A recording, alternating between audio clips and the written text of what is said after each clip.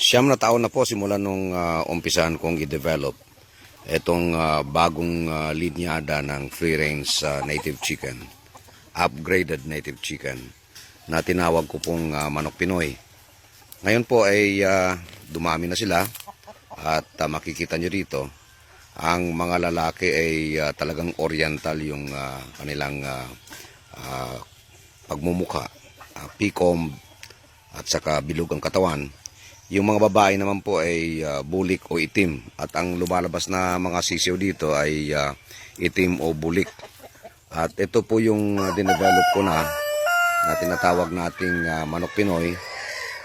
Napakaganda po ng resulta ng karne nito sapagkat talagang native na native ang dating ng lasa. And pati po yung pag-aalaga sa kanila, makikita nyo po, napakadali nilang mag-adjust. Ito, nakikita nyo, nasa mga bato sila at nagkukumpul-kumpul. Makikita nyo yung mga lalaki, talagang ang mukha talagang oriental.